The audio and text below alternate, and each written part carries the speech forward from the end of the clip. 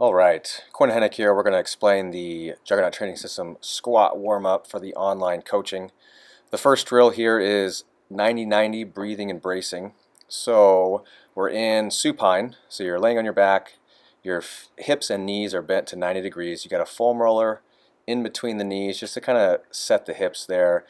And then the heels are on a bench. They're pulling down using the hamstrings, and you can see there's a little space there with the tailbones raised. And so essentially you're going to breathe in through your nose. You're going to exhale through your mouth like you're blowing out 100 candles, so you'll feel your ribs go down, and you can see Chris's hands are on her lower ribs there, and as she exhales, the ribs get pulled down, and the tailbone is slightly raised, and so the idea is that you're just putting your rib cage and your pelvis in line with each other, and then you breathe in through your nose to create 360 degrees of expansion. And this is a very similar position and breathing mechanics that we're going to coach during the lift, so during the squat.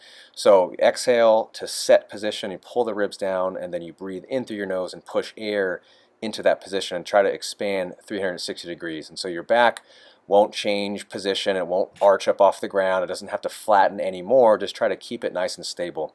The second exercise is the common bird dog, and so we're in quadruped here.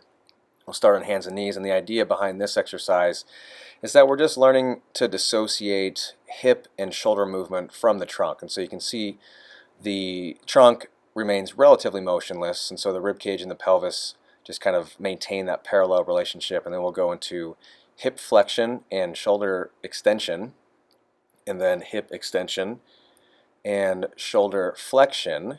And so you have those kind of diagonals, and some of you guys may find that one side is a little more difficult than the other, and maybe you have a twist in your squat or something like that. So this drill can help to even those things out. Number 3 is the dead bug. Similar idea as the quadruped bird dog, and we're trying to dissociate the hips and shoulders from the trunk, but now the challenge is a little bit greater because we're fighting gravity. And so what you're going to feel as you're extending the hip and flexing the arm is that the back is going to want to arch up off of the ground.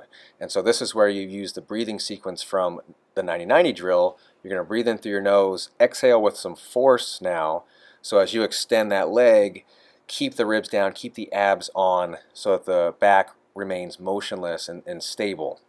And that's the idea there. We take it and integrate it into the squat pattern with the goblet squat or the counterbalance squat.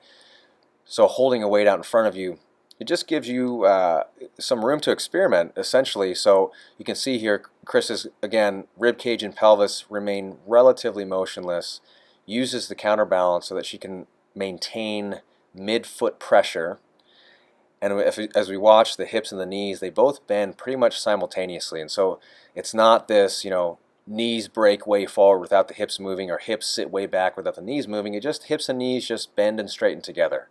And you're taking all of the concepts from the previous 3 drills and putting them together here. You can even pause at the bottom of the squat and get a couple deep, forceful breaths there, learn how to create tension in the bottom of the squat, keeping your upper back relatively upright so you can work T-spine extension here. That's the idea. Try to keep the knees driving over the middle of the foot.